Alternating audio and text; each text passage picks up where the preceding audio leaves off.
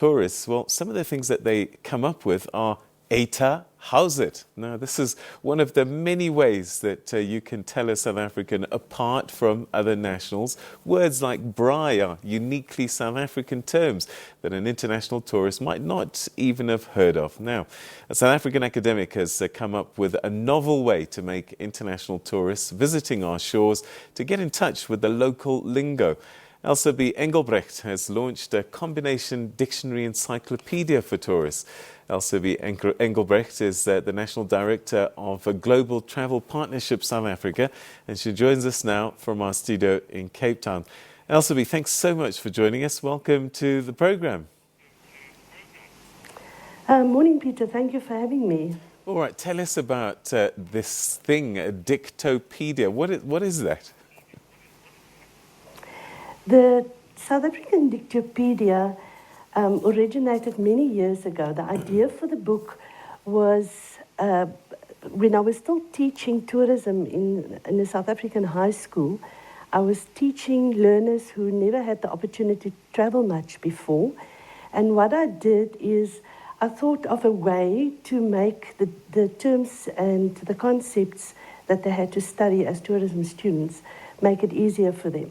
So what I did, I started making like a glossary for the students so that they can study the words.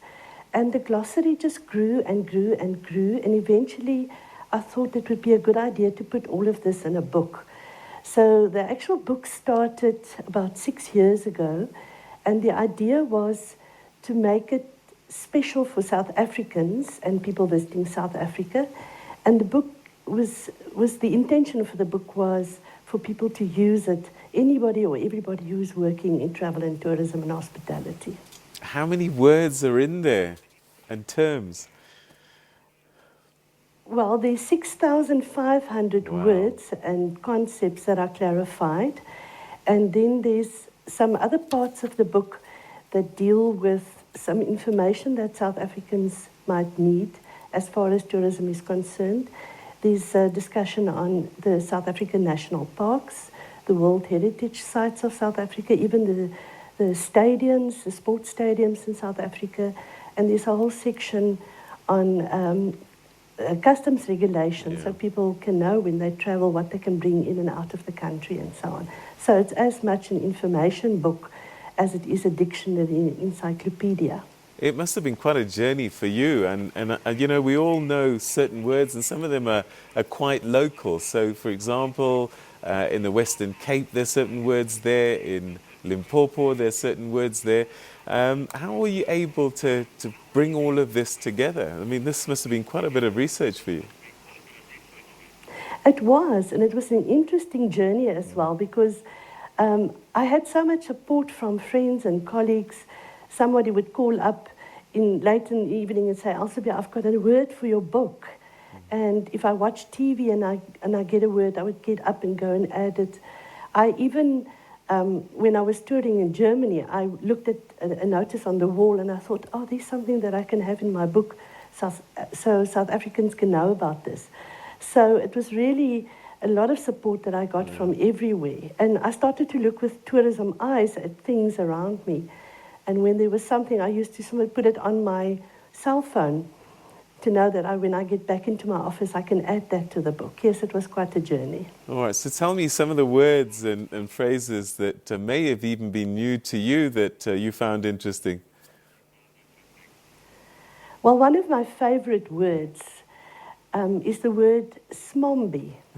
Now, that would refer to a person, or a tourist in this case, who would be walking in the street with his cell phone, totally absorbed in the cell phone, and then would just walk into other people or into a lamppost. So it's a contraction of the word smartphone and zombie. Ah, smombi, I like that. Yeah. And then another favorite word is so South African. When we say something is very far, we say it's Murengone, and that is very typically South African. So I would imagine that it's a mix of languages, and sometimes even languages being merged in some of our terms.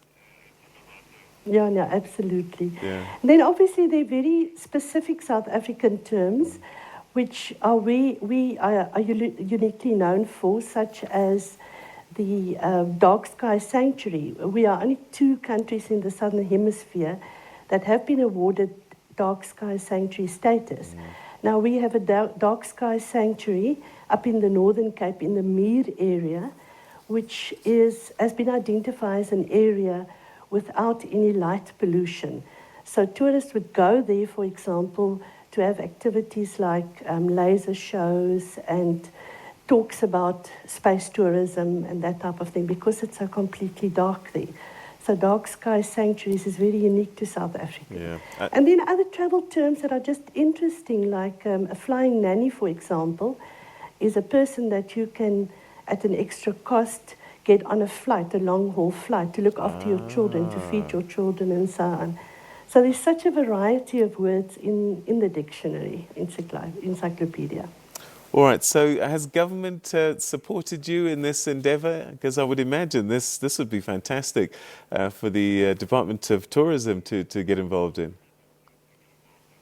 Well, yes, I have been approached, but obviously I'll have to wait for them to come up with suggestions. Yeah. But I'd love this dictionary to be available to everyone in South Africa, not only for school children or students, but everyone who's working in the tourism industry can benefit. So you say that the origins really were in your days in tourism education, and I know that there's a conference coming up 2020, well, that just happened, 25, 28 June. Tell us a little bit about the need for conferences such as this.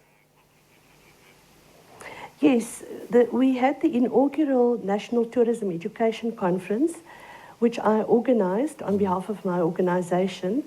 And the need for this conference originated through the fact that South African tourism teachers most of them are subject specialists in other subject fields, even mathematics or languages, or even some music teachers.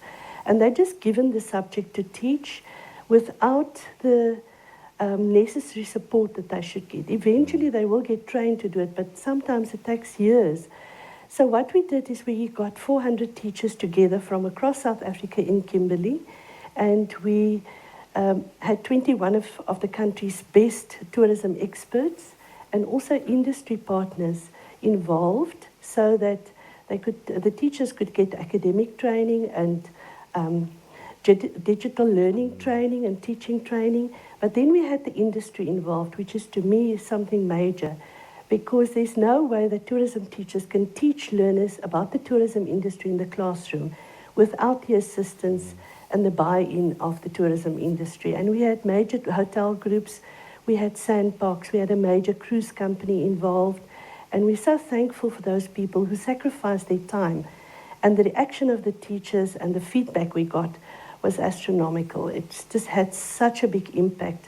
And the teachers all said they can't wait to get back to the classrooms. And we hope this conference will be repeated in the future. Are you finding that more and more students are taking up tourism as a subject? Given that the need that we have for professionals in the industry, it should be an important one. Absolutely. If you think that at the moment we have 130,000 matriculants that are writing the exam for grade 12 in the subject tourism. And we're not talking about hospitality or consumer studies, we're talking about the subject tourism. There's about 430,000 learners from grade 10 to grade 12 who are actually studying tourism in high schools in South Africa. There's just under 3,000 schools that are offering the subject across the country, and there are about 4,000 teachers that are involved in the teaching of tourism in high schools. And yes, we need those learners because there's going to be a lot of investment into Africa from all major companies around the world. They're concentrating on Africa, and very soon we'll be needing the competency of these learners to work in the industry and deliver the skills that they need in the industry. All right, and perhaps finally getting back to the book itself, the Dicta Pedia. I wonder if, we're talking about tourists, but, local tourism is quite important as well. You've mentioned a couple of terms that I didn't know, and I'm just wondering if it isn't a benefit to all South Africans at home.